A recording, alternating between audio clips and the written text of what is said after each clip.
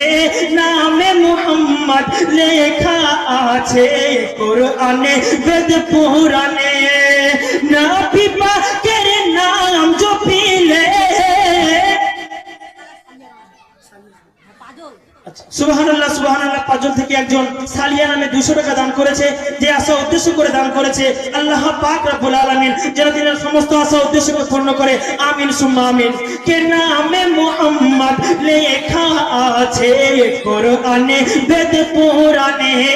নামে মুহাম্মদ লেখা আছে কোরআনে বেদ পুরাণে। নবী পাক